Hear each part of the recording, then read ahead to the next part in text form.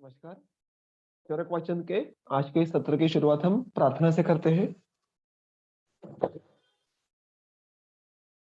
ओम सहना भवतु, सहनौ भुनक्तु, सह वीर्यं करवावहै, तेजस्विनावधीतमस्तु मा विद्विषावहै। ओम शांति शांति शांति।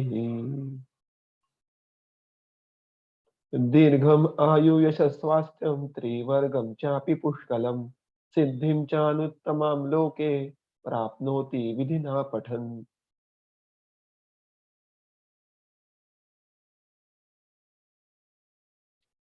तो हमने इसके पहले के सत्र में जो सूत्रस्थान का अध्याय क्रमांक 2 है, अपामार्ग तंडुलीय अध्याय, इसके वाचन की शुरुआत की थी। और इसके शुरुआत के मुख्यत्वे जो पंचकर्म का द्रव्यों का संग्रह है उसको हमने देखा था। तो उसको एक बार सिर्फ 1-2 मिनट में उसकी एक रिवीजन करते हैं, क्योंकि अध्याय छोटा है और वो आगे के एक सत्र में तो वो पूर्ण हो जाएगा। तो उसका एक ओवरव्यू आज जो हमने इसके पहले के सेशन में देखा था उसका पहले ओवरव्यू लेते हैं और फिर आगे बढ़ते हैं। तो हमने ये बात देखी थी कि इस अध्याय जो है उसके विषय दो महत्वपूर्ण है। एक तो पंचकर्म उपयोगी द्रव्य और उसके साथ साथ औषध सिद्ध यवागु। और इसमें अगर चक्रपाणी की टीका देखें आप तीसरे अध्याय की मुख्यत्वे, उसमें भी उन्होंने वहीं पे कहा है कि अंत परिमार्जन चिकित्सा के लिए जो भेषजों का संग्रह है उसका उन्होंने वर्णन इस अध्याय में किया है। तो ये बात हम यहाँ पे हमें स्मरण आती है कि हम भेषज चतुष्क पढ़ रहे हैं। और उसकी प्रामुख्य से शुरुआत हमने पहले अध्याय में भी देखी थी कि कैसे द्रव्य प्रभाव के आधार पर वर्गीकरण शुरू किया था। और उसके आगे फिर उन्होंने हमें अलग अलग प्रकार के फलिनी, मूलिनी, मूत्र, क्षीर इत्यादि द्रव्यों का वर्णन हमारे सामने रखा था। तो उससे ही आगे बढ़ते हुए अभी ये भेषज चतुष्क का दूसरा अध्याय है। अध्याय का नाम क्या है? अपामार्ग तंडुलीय। इसमें हमने देखा था कि सबसे पहले शिरोविरेचन के लिए उपयुक्त जो द्रव्य है उनका गण का वर्णन ये आया है। गण इस शब्द की जो टीका की थी चक्रपाणी ने, उन्होंने कहा था कि अयम वर्गः व्यस्तः समस्तः च प्रयोज्यः। तो जब भी कोई गण होता है तो उसमें से वो कल्प नहीं होता, तो उसमें से सारे के सारे द्रव्यों को समान भाग में लेकर उसका उपयोग करना है ऐसा अपेक्षित नहीं है। तो वहां पे आपको यथावस्था उसमें से एक या अनेक द्रव्य आप उसमें से ले सकते हैं, उसका चयन कर सकते हैं और उनको उपयोग में ला सकते हैं। ये गण का महत्व है। ऐसे ही गणों का वर्णन हमने देखा था कि अष्टांग हृदय सूत्र स्थान 15वां अध्याय, उसमें शोधनादि गण संग्रह इस अध्याय में देखने के लिए मिलता है। इसमें जो पहला सबसे पहला गण है वो है शिरोविरेचन के लिए उपयुक्त द्रव्य। ये भी देखो उन्होंने कहा है कि ये भी संग्रह है, ये महत्वपूर्ण द्रव्य है, लेकिन इतने ही द्रव्य है ऐसा नहीं है। इसके आगे जाके भी विस्तार बिल्कुल हो सकता है। वो विस्तार कहाँ पे है वो भी आगे जाके टीका ने दिया है, वो भी हम देखेंगे। नाम अध्याय को जो मैंने कहा वैसे अपामार्ग तंडुलीय। तो अपामार्ग ये शिरोविरेचन में सबसे श्रेष्ठ ऐसा द्रव्य कहा गया है। और तंडुल यानी उसके निस्तुष बीज, और ये इस अध्याय का सबसे पहला पद है और उसीलिए उस पद से इस अध्याय के नाम की रचना की गई है। और इस प्रकार से हमें बहुत सारे नामकरण अध्याय का ये आगे हमें सूत्र स्थान में देखने के लिए मिलता है। फिर हमने जो द्रव्य है अपामार्ग से लेके नागर तक, शुद्धि तक, उसके बारे में हमने देखा था। उसके बाद जो शिरोविरेचन की अवस्था के लिए उन्होंने कुछ उपलक्षणार्थ जो कुछ व्याधियों के या लक्षणों के उदाहरण दिए थे वो भी हमने देखे थे। उसके बाद सिमिलरली आगे जाके वमन, फिर विरेचन, फिर बस्ती, और बस्ती में भी निरुह बस्ती, और उन्हीं द्रव्यों के आधार पर सिद्ध स्नेह के द्वारा अनुवासन बस्ती के उनका उपयोग कैसे करना है, ये संग्रह रूप में। संग्रह इसका अर्थ समास यानी इन शॉर्ट, ये हमने यहाँ तक देखा था। और इसलिए यहाँ पे जो इस वर्णन का जो उपसंहार होता है, यानी यहाँ पे इस जो वर्णन की एक समाप्ति हो जाती है, कौन से? जो पांचकर्मी का संग्रह, यानी पंचकर्म के लिए उपयुक्त जो द्रव्य है उनकी समरी यहाँ पे पूर्ण हो जाती है। और इसलिए अगर ये संक्षेप में वर्णन है तो इनका विस्तार कहाँ पे है? तो इनका विस्तार चरक मीमांसा 8वां अध्याय, यहाँ पे अंत में षड रसों के जो स्कंध अलग अलग आए हैं उनके आधार पर वहां पे उन्होंने द्रव्यों का वर्णन किया है। उसके साथ साथ ऑब्वियसली जो पंचकर्म के लिए उपयुक्त द्रव्यों का एक विस्तार से वर्णन हमें कल्पस्थान और सिद्धिस्थान के कुछ अध्यायों में देखने के लिए मिलता है। तो ये सारा वर्णन हमने इसके पहले के सत्र में देखा था। इसके आगे बढ़ते हुए अब उसके आगे का जो सूत्र है वो देखेंगे। उसके पहले एक बहुत ही अच्छी टीका चक्रपाणि ने इस अध्याय के इसके पहले के सूत्र के यहाँ लिखी है कि उन्होंने ये प्रश्न हमारे सामने रखा है, भाई यहाँ पे आप पंचकर्म इस संज्ञा का उपयोग कर रहे हैं, यानी 5 कर्म जो कि शोधन कर्म है। शोधन यानी दोषों को शरीर के बाहर निकालने वाले। फिर ये 5 शोधन कर्म 5 ही क्यों है? इससे ज्यादा शोधन कर्म है नहीं क्या? और अगर इससे ज्यादा शोधन कर्म है तो आप पंचकर्म के अंडर इन्हीं 5 कर्मों का समावेश क्यों करते हैं? ऐसा प्रश्न उन्होंने उपस्थित किया है। सो व्हाई ओनली दिस 5 शोधन कर्म are under panchakarma? Why not निष्ठीवन? निष्ठीवन मतलब क्या? समझो मुंह में लाला संचय हो गया या मुंह में कफ आ गया तो हम उसको थूकेंगे।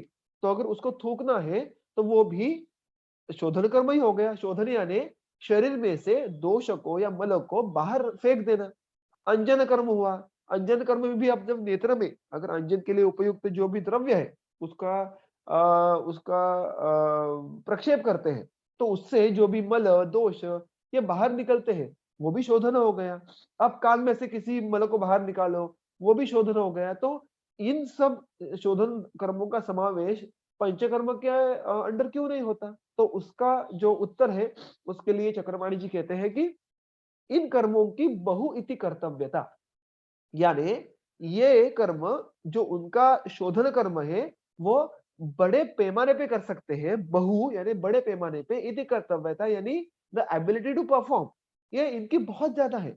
ऑब्वियसली इनका कर्म क्या है? तो दोष निर्हरण यानी दोषों को बाहर निकालना, और उसके लिए जो शक्ति लगती है वो इनके पास बहुत ज्यादा है। और इसलिए बाकी जो शोधन कर्म है उनकी तुलना में इनके पास दोषों को बाहर निकालने की शक्ति बहुत ज्यादा है। और इसीलिए ये बड़े मात्रा में, बहुत बड़े प्रमाण में दोषों को शरीर में से एक ही समय में बाहर निकालने की क्षमता रखते हैं। और इसीलिए ये बलवान शोधन कर्म है। और इसलिए ये बलवान शोधन कर्मों का ही समावेश सिर्फ उन्होंने पंच कर्म के अंडर किया है। और इसका अर्थ ऐसा है कि सिर्फ इतने ही शोधन कर्म है क्या? बिल्कुल नहीं। छोटे छोटे बहुत सारे शोधन कर्म है, लेकिन सबसे बड़े जिनके पास बहुइति कर्तव्यता है, अर्थात दो दोषों को एक ही समय में बहुत बड़े मात्रा में बाहर निकालने की क्षमता रखते हैं, ऐसे जो कर्म है उन्हीं का समावेश उन्होंने पंच कर्म के अंडर किया है। तो फिर आगे उन्होंने और एक प्रश्न हमारे सामने रखा है। तो फिर इसमें अनुवासन का उल्लेख कैसे आता है? अगर आप देखो तो वमन, विरेचन, निरूह, ये हम सब मान सकते हैं कि इनमें चलो भाई बहुत बड़े पैमाने पे दोष बाहर निकलते हैं। फिर अनुवासन में तो ऐसा देखने के लिए नहीं मिलता है। तब अनुवासन को शोधन कर्म क्यों कह रहे हैं यहाँ पे? तो उसका भी उत्तर चक्रपाणि जी कहते हैं कि इसमें बल्कि अनुवासनीय स्नेहन कर्म है प्रमुख से, फिर भी उस कर्म में पक्वाशयगत जो बात है और पुरुष है उनको बाहर निकाला जाता है। तो इसमें भी शोधन कर्म होता है। किन का? किन द्रव्यों का? जो पक्वाशयाश्रित जो स्थूल बात है और जो पुरुष बल है उसका बहिर्निहरण करना, ये कर्म अनुवासन के द्वारा होता है। और इसलिए अनुवासन को भी पंचकर्म के अंडर उन्होंने कैटेगराइज किया है। और इस तरह से उन्होंने यहाँ पे ये 5 ही कोई पंचकर्म है, उनके पीछे का प्रयोजन क्या है और शोधन कर्म बाकी कौन से हैं और उनका समावेश यहाँ पे क्यों किया गया नहीं है, ये बात हमारे सामने रखी है। ठीक है, तो आगे बढ़ते हुए यहाँ पे उन्होंने फिर दो आगे के सूत्र है वो कंसेप्चुअली बहुत ही महत्वपूर्ण है सैद्धांतिक दृष्टिया। और जो हम कह सकते हैं कि एक युक्ति, इस संकल्पना का महत्व हमारे सामने रखने के लिए उन्होंने बहुत ही सुंदर रचना आगे के दो सूत्रों की यहाँ पे हमें चरक संहिता में देखने के लिए मिलती है। वो देखेंगे अभी सूत्र क्रमांक 15। तानि उपस्थित दोषाणां स्नेह स्वेदोपपादनैः पैचकर्माणि कुर्वीत मात्रा कालौ विचारयन्। तान्युपस्थित दोषाणाम, तानी उपस्थित दोषाणाम, ये इसका संधि विग्रह हुआ। तो तानी ये पहली पंक्ति का पहला शब्द और पंचकर्माणि ये दूसरी पंक्ति का पहला शब्द, ये दोनों एक ही विभक्ति में है, प्रथम बहुवचन। तो तानी पंचकर्माणि यानी ये जो 5 कर्म है और इसका क्रियापद क्या है? कुर्वीत यानी कीजिए या करना है। तो ये पंचकर्म जो करने हैं हमें, वो किस प्रकार से करने हैं, उसमें से कुछ विशेष उन्होंने हमें गाइडलाइंस बीच में दिए हैं। पहली क्या है? स्नेह स्वेद उपादानैहि उपस्थित दोषाणाम। तो ये पंचकर्म कब करने हैं? इनकी सब मिलाकर उन्होंने एक सामान्य अवस्था हमारे सामने रखी है। स्नेहन और स्वेदन, इनके द्वारा जब दोष उपस्थित अवस्था में आ जाए, तब हमें पंचकर्म करने हैं। देखिए, इसमें उन्होंने पूर्व कर्म का यहाँ पे एक उल्लेख किया है, जो कि स्नेहन और स्वेदन है प्रामुख्य से। तो स्नेहन और स्वेदन, इनके द्वारा जब दोष उपस्थित हो जाए, अभी उपस्थित दोषों की जो टीका है, जो हमने इसके पहले सत्र में देखी थी, वहां पे उन्होंने क्या कहा था कि दोष स्थान, जो दोष है वो स्थान, उसके स्थान में आकर उत्क्लेशित अवस्था में हो जाते हैं, उपस्थित हो जाते हैं। तो दो एस्पेक्ट्स यहाँ पे है, एक तो दोष ये स्वस्थान में आना और उनकी उत्कृष्ट अवस्था होना। उत्कृष्ट यानी क्या? वो बाहर निकलने के लिए अभी तैयार है, वो बाहर निकलने के लिए अभी उत्सुक है। तो इस प्रकार की अवस्था जब आ जाती है, तो उस अवस्था में हम पंचकर्म यानी ऑब्वियसली शोधन कर्म करेंगे।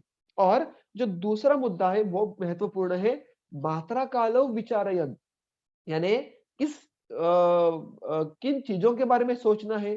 तो मात्रा और काल। मात्रा कालो ये द्विवचन हुआ, तो मात्रा कालो विचारयन, यानी मात्रा के बारे में और काल के बारे में मुख्यत्वे विचार करके हमें पंचकर्म की योजना करनी है। तो मात्रा यानी प्रमाण, तो मात्रा किसका हो गया? ऑब्वियसली यहाँ पे हम जो भी द्रव्य का उपयोग करने वाले हैं, उस यानी भेषज का उपयोग करने वाले हैं, हमें उसकी मात्रा के बारे में मुख्यत्वे यहाँ पे सोचना बहुत आवश्यक है।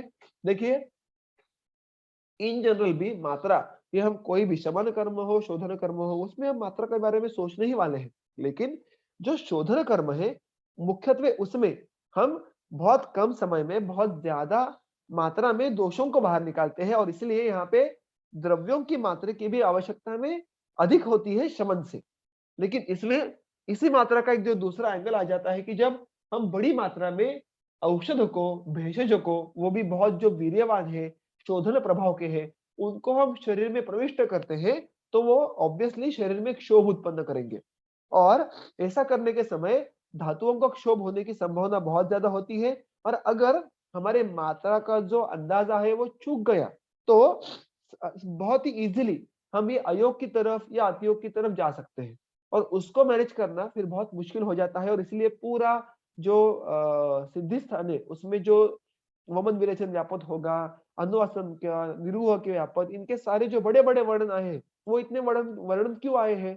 क्योंकि यही संभावना होती है कि हमारे जो मात्रा का विनिश्चय है, वो कभी कभी दोषयुक्त तो हो सकता है, और अगर ये दोष ये हम पंचकर्म में कर बैठे, तो बहुत बड़े व्यापक हो सकते हैं। और इसलिए यहाँ पे उन्होंने मात्रा पे विशेष एम्फोसिस किया है कि आपको मात्रा के बारे में अच्छा खासा सोच के रखना है। और दूसरा काल, काल योग्य काल के बारे में, अभी ये काल अलग अलग है। एक तो ऋतु, योग्य ऋतु के बारे में कैसे प्रकार के शोधन में सोचना है, ये बात हम सब जानते हैं। अति शीत, अति उष्ण, इस ऐसे प्रकार के जो ऋतु है, उसमें प्रायः अत्यधिक अवस्था के बिना शोधन करना नहीं है। अगर वैसा किए तो फिर क्या होता है, शरीर और उसके साथ साथ जो उपलब्ध द्रव्य है, उनमें भी योग्य उनकी अवस्था होती नहीं है, और हम जो हमें साध्य करना है, सम्यक शोधन करना है, वो नहीं हो पाता। इसलिए प्रायः साधारण जो ऋतु है, प्रावरुण शरद वसंत, उसमें शोधन करने की जो एक सबकी प्रवृत्ति है, वो क्यों है? वो इसीलिए है। उसके साथ साथ काल यानी जो वय है, यानी शरीर की जो अवस्था है, वो वय सापेक्ष अलग अलग होती है। तो बहुत ही जो अल्पवयीन, यानी जिसको हम कहते हैं कि बच्चे होते हैं या वृद्ध होंगे, उसमें हम शोधन करने के लिए नहीं जाएंगे। इसी प्रकार की व्याधि अवस्था भी है, वो भी काल के अंडर आती है। तो ये सारे जो एस्पेक्ट्स है काल के, वो हम बहुत सोच समझ के उसका हमें पंचकर्मा में सुविनिश्चय करना है कि हम कब शोधन दे सकते हैं। आप वमन देखो, उसको भी हम कफ काल में देते हैं, विरेचन को हम श्लेष्मा काल लगते, ऐसा उसकी हमें योजना करनी है। निरूह की योजना हमें किंचित आवृत्ति मध्याह्नी। तो ऐसे हर प्रकार के काल के बारे में सोचने के बाद ही हम सम्यक प्रयोग कर सकते हैं उस शोधन का। इसलिए ये दो एस्पेक्ट जो है, मात्रा और काल ये बहुत ही महत्वपूर्ण है और इसलिए उन्होंने यहाँ पे इसका विशेष उल्लेख किया है। टीकाकार कहते हैं कि इतने ही दो सोचने की बातें हैं क्या? बिल्कुल नहीं। देश इत्यादि भी बहुत सारे अन्य फैक्टर्स भी है, लेकिन जो सबसे महत्वपूर्ण बातें हैं, उसका उन्होंने यहाँ पे उल्लेख किया है, वो जो है मात्रा और काल। और इसीलिए तानि पंचकर्माणि, ये जो पंचकर्म है, वो कब करना है? जब स्नेहन और स्वेदन से दोष उपस्थित हो जाए और उसके समय आपको मुख्य रूप से मात्रा और काल इनका विचार करके पंचकर्म करने हैं। ठीक है? तो ये एक होगा एक महत्वपूर्ण सिद्धांत। उसके आगे बढ़ते सूत्र क्रमांक 16 की तरफ। इसी सूत्र के कनेक्टेड ये सूत्र है, मात्रा कालाश्रया युक्ति ही सिद्धि ही युक्तो प्रतिष्ठिता तिष्ठति ऊपरी युक्ति द्रव्य ज्ञानवताम सदा। देखो, मात्रा कालाश्रया युक्ति ही, ये सबसे पहला जो चरण है बहुत ही सुंदर है। जो युक्ति है, युक्ति यानी क्या? योजना यानी उपाय। आप जिस प्रकार से, जिस योजना के द्वारा आप वो कर्म करने के लिए जाने वाले हैं, वो योजना, गंगाधर ने तो और एक सुंदर इसके बारे में टीका की है, द्रव्याणाम योगे तर्क वितर्क आदि। यानी द्रव्यां की योजना करते समय जो आपको तर्क वितर्क लगाने की आवश्यकता होती है, उसको युक्ति कहेंगे। इसी को हमने योग इस शब्द से पहले अध्याय में देखा था। और युक्ति, इसीलिए इसी को बहुकारण योग जान, इस प्रकार से जो हमारे आयुर्वेद के शास्त्र में प्रमाण के द्वारा इसकी योजना की है कि आयुर्वेद ने युक्ति को प्रमाण माना है। क्यों? क्योंकि वैद्य को हर क्षण बहुकारण योगज, अनेक विध कारणों के द्वारा योजना करने की आवश्यकता होती है और इसलिए, बल्कि ये एक अनुमान का ही डेरिवेशन है, लेकिन यहाँ पे बहुकारण योगज यानी एक साथ अनेक विध कारणों के बारे में सोचना पड़ता है और इसलिए युक्ति इस अलग प्रमाण का जो वर्णन है वो हमारे शास्त्र में देखने के लिए मिलता है। इतना ही नहीं, योग यानी युक्ति का ही जो एक अलग वर्णन आया था पहले अध्याय में, उसी का उल्लेख हमें फिर एक बार चरक सूत्रस्थान अध्याय क्रमांक 25 में देखने के लिए मिलता है, अग्र संग्रह में, कि योग ये वैद्य गुण में श्रेष्ठ कहाँ है? योग वैद्य गुणाना, यानी वैद्य के सारे गुण अगर आप इकट्ठा करें तो उसमें अगर कोई सर्वश्रेष्ठ गुण होगा तो वो है योग। इसी युक्ति के बारे में यहाँ पे वो वर्णन कर रहे हैं कि ये जो योग है, ये जो युक्ति है, वो किस प्रकार से होती है। तो मात्रा कालाश्रया यानी मात्रा और काल इनके आश्रय से रहने वाली, इस प्रकार से ये युक्ति होती है। युक्ति यानी योग यानी क्या? कि द्रव्य की योजना सम्यक प्रकार से करने के लिए जो कैपेबिलिटी है, जो एबिलिटी है, उसको हम युक्ति कहेंगे। और इसके जो नींव है, इसका जो फाउंडेशन है, वो कौन सा है? वो है मात्रा और काल, जो हमने जिसका महत्व हमें अभी भी देखा। तो मात्रा कालाश्रया युक्ति ही सिद्धि युक्तो प्रतिष्ठिता। और सिद्धि, सिद्धि यानी क्या? तो चिकित्सा क्रिया सिद्धि, चिकित्सा ये जो क्रिया है उसकी सिद्धि यानी टू फुलफिल, टू अचीव। क्या चिकित्सा से हम क्या अचीव करने वाले हैं? धातु साम्य। So the ability to achieve dhatu samya या फुलफिल धातु साम्य, उसको हम सिद्धि कहेंगे। तो सिद्धि, ये अगर हमें धातु साम्य, ये अगर हमें हमेशा अचीव करना है तो वो युक्तो प्रतिष्ठिता, वो किसमें प्रतिष्ठित होता है? युक्तौ। युक्तौ ये सप्तमी विभक्ति हो गई। तो to achieve, to fulfil the dhatu samya, हमें युक्ति का सहारा लेना पड़ता है। और युक्ति किस पे आश्रित होती है? तो मात्रा और काल मुख्यत्वे इस पे आश्रित होती है। तो यहाँ पे एक क्या बोलते हैं हम, हायरार्की एस्टेब्लिश हो गई। तो मात्रा काल पे युक्ति आश्रित होती है और युक्ति पे सिद्धि आश्रित होती है।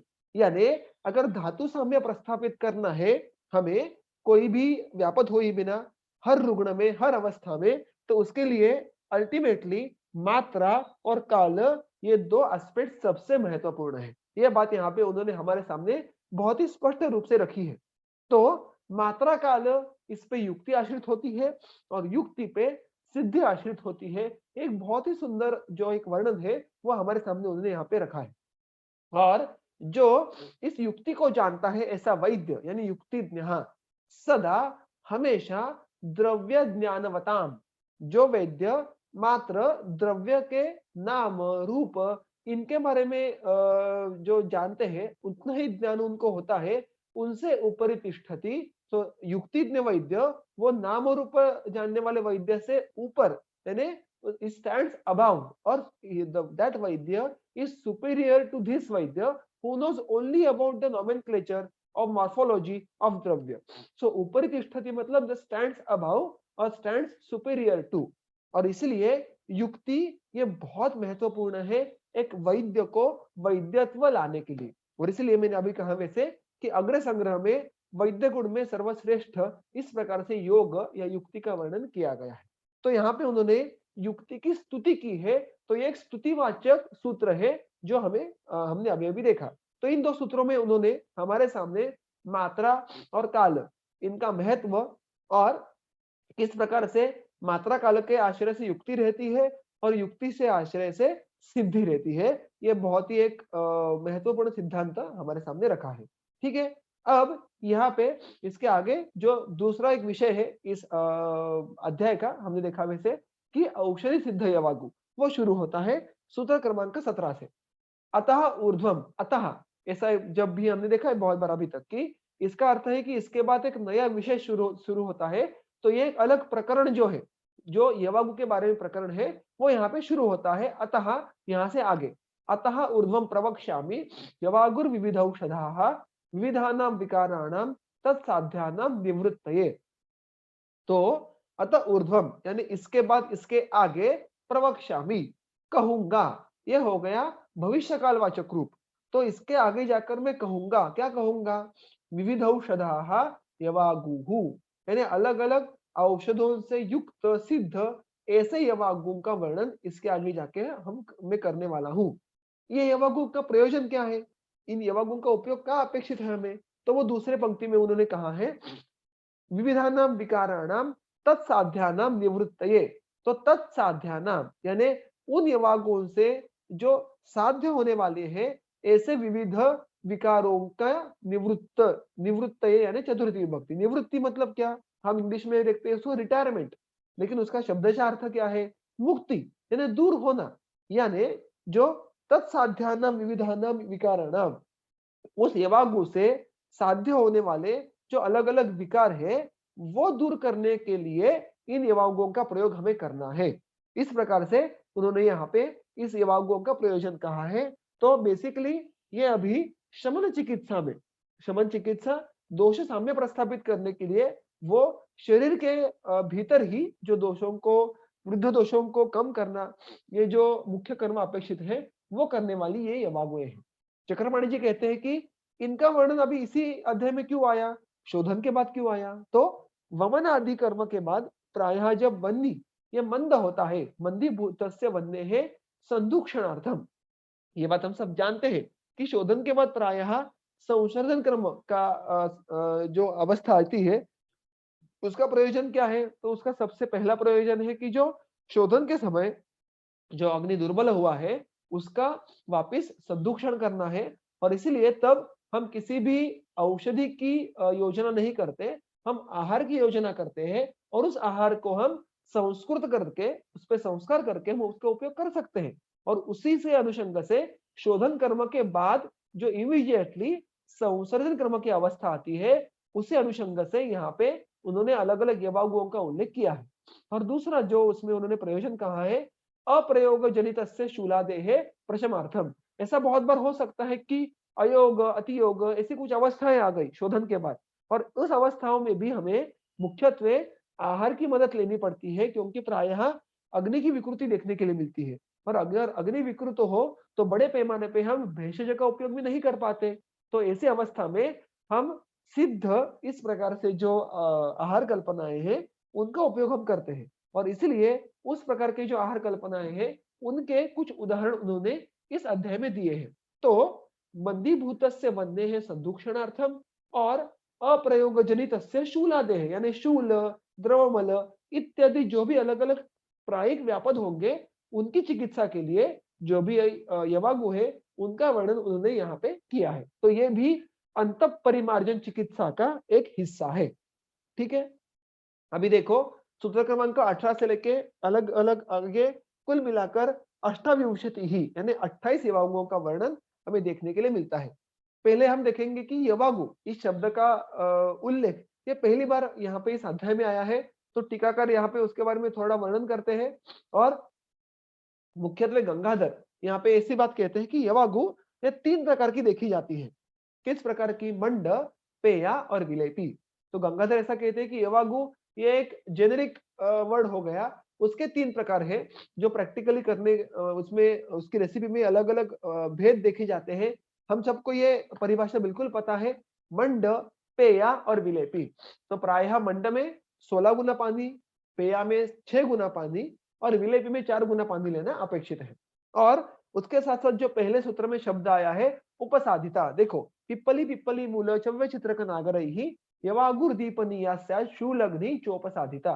तो उपसाधिता, तो उपसाधिता इस शब्द का अर्थ क्या हुआ?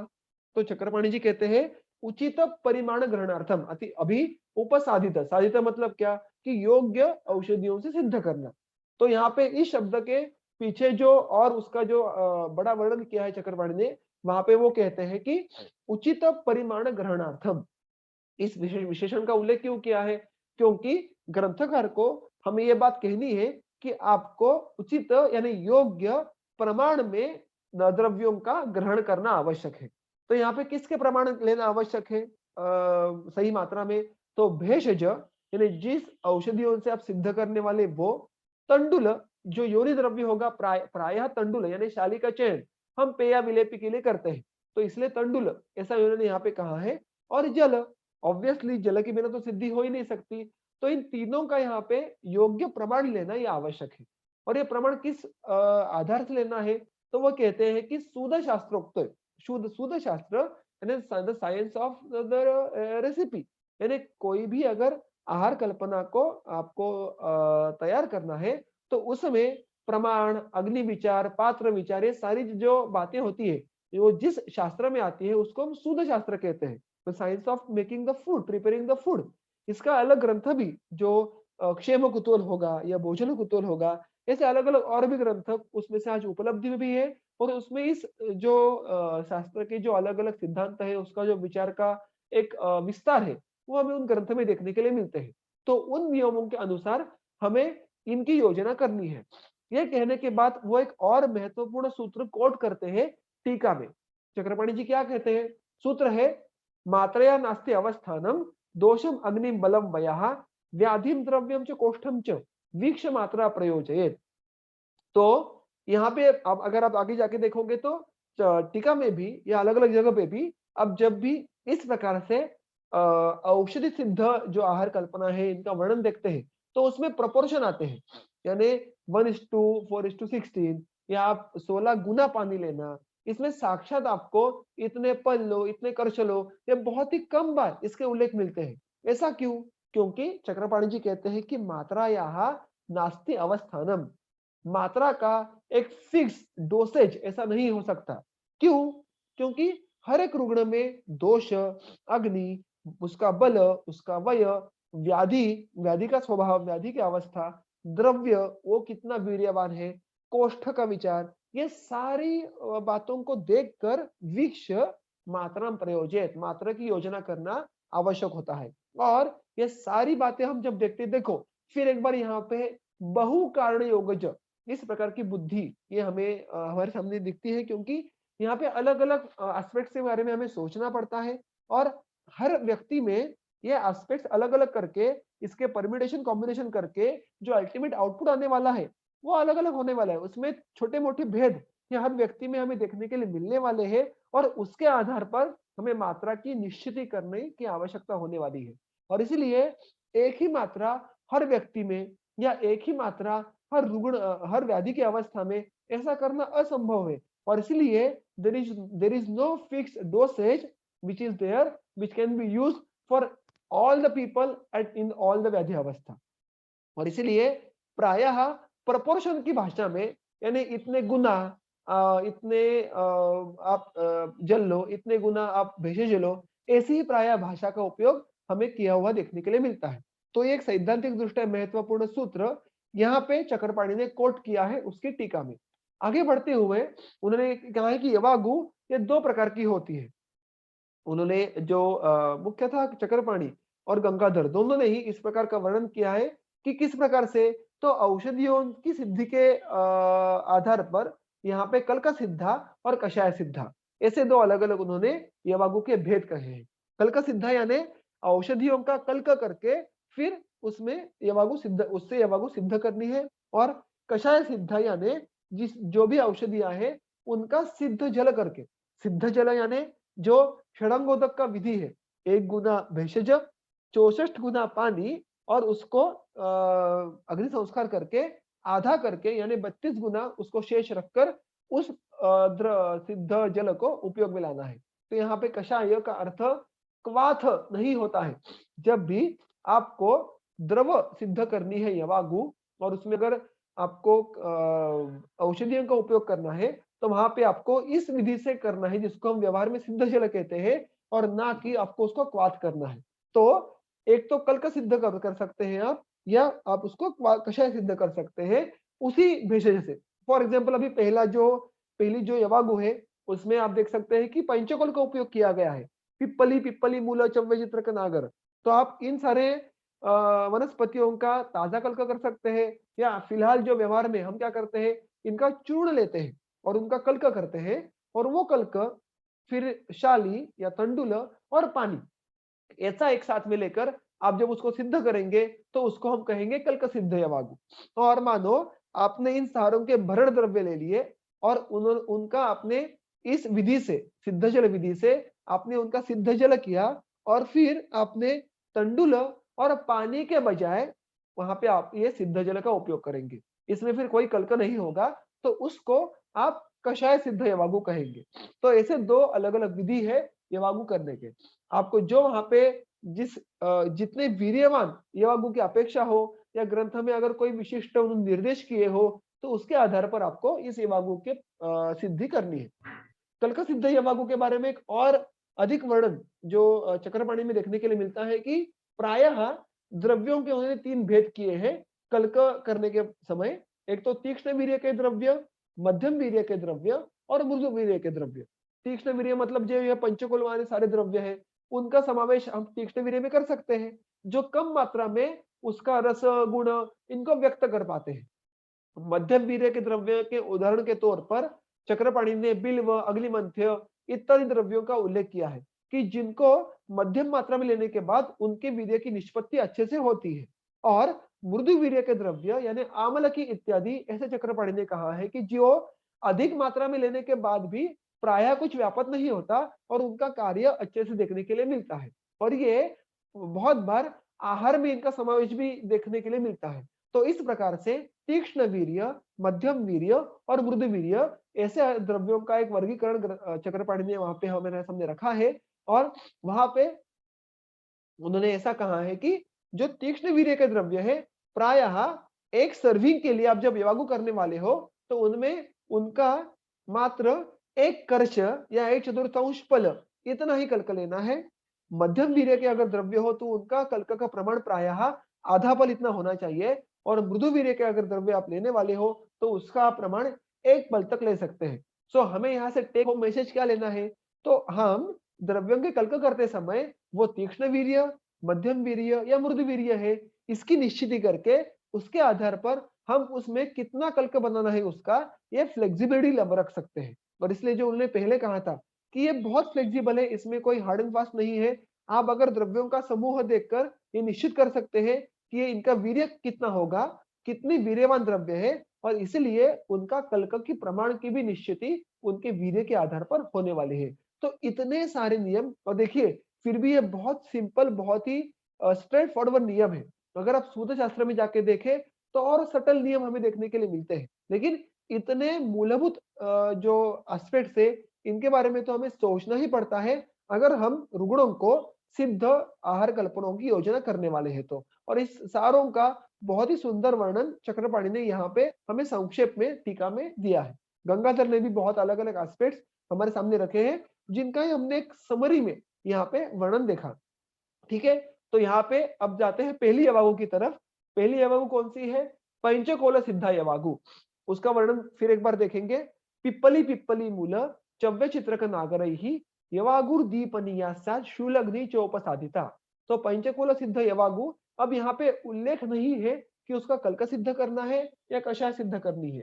तो आप यथावस्था अगर आपको बहुत ही वीर्यवान यवागु करनी है तो आप उसको सिद्ध जल से कर सकते हैं। अगर आपको तुलनात्मक रीत्या कम वीर्यवान करनी है या रुग्ण, सुकुमार है या ऋतु या शरद है या ग्रीष्म है, तो आप उसको मात्र कल का सिद्ध कर सकते हैं। क्योंकि कल का सिद्ध में आप जो द्रव्य का प्रमाण है वो कम एक साथ वो रुग्ण के पेट में जाएगा। और अगर आप कषाय सिद्ध करोगे तो उसमें बहुत ज्यादा बढ़ द्रव्य आपको लेने पड़ेंगे। तो इन जनरल मात्रा भी जो द्रव्य की है वो अधिक यवागु में उसका जो वीर्य है वो अधिक मात्रा में उतरेगा और वो अधिक तीक्ष्ण उष्ण होने वाली है। तो इस प्रकार से सोच आपको आपके व्यवहार में लानी पड़ेगी। इसकी फलश्रुति क्या है? दीपनिया और शूलग्नि। तो अग्निदीपन करना और शूल प्रशमन करना ये दोनों कर्म इस पंचकोल यवागु के उन्होंने कहे हैं। और चक्रपाणि ने कहा है कि इसी यवागु का उल्लेख उन्होंने सर्वप्रथम क्यों किया? क्योंकि पंचकर्म क्षीणाग्नि वृद्धि हेतुत्वेन हमने अभी भी देखा कि प्रायः पंचकर्म के बाद सबसे पहला जो प्रयोजन होता है आहार कल्पना का वो होता है अग्निदीपन करना।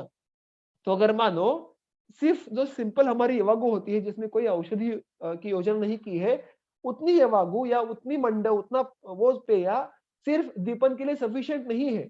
अग्नि बहुत ही ज्यादा मंद है। उसके दीपन करने के लिए हमें कोई और औषधियों का उपयोग करने की आवश्यकता होने वाली हो, तो फिर आपको इस प्रकार की यवागु का उपयोग करना पड़ेगा। याद रखिए यवागु का अर्थ हमने मंड, पेया, विलेपी ये तीनों यहाँ पे लेना है। तो हम इस तीनों में से जो आवश्यक है उसका चयन कर सकते हैं। तो शोधन के बाद इमीडिएटली हम प्रायः मंड प्रधान या पेया इसका उपयोग करते हैं कि जिसमें सिक्त यानी जो चावल वो बिल्कुल नहीं होते। तो इस प्रकार से सिद्ध अगर आप पंचकोल सिद्ध यवागु लेंगे या मंड लेंगे तो उससे दीपन कर्म और अच्छा होगा।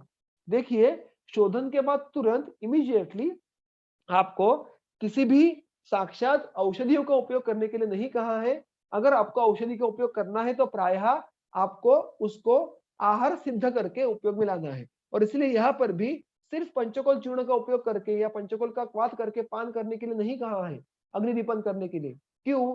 क्योंकि शोधन के बाद शरीर का बल कम होता है, अग्नि का बल कम होता है और इसलिए शरीर और अग्नि दोनों भी इस प्रकार के वीर्यवान औषधियों को सह नहीं कर पाएंगे।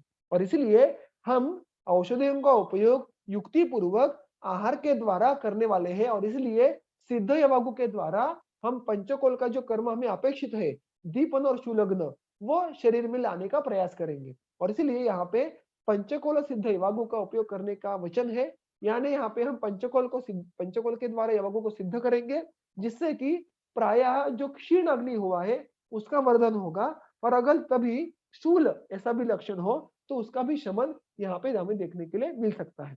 तो इस प्रकार से ये पहली जो पंचकोल सिद्ध यवागु है इसका वर्णन यहाँ पे आया है। इसी प्रकार से आगे इसके आगे कुल मिलाकर 27 अलग अलग यवागुओं का वर्णन आने वाला है जिसका हम जो वर्णन है वो इसके आगे के सत्र में देखेंगे। तो अभी तक अगर कोई प्रश्न हो तो आप यहाँ पे मुझे पूछ सकते हैं। अन्यथा जो यवागुओं का अलग अलग वर्णन है उसका क्रमांक 2 से आगे हम आगे के सत्र में उसका देखना शुरू करेंगे। अगर किसी को कोई प्रश्न है तो कृपया अभी आप मुझे पूछ सकते हैं।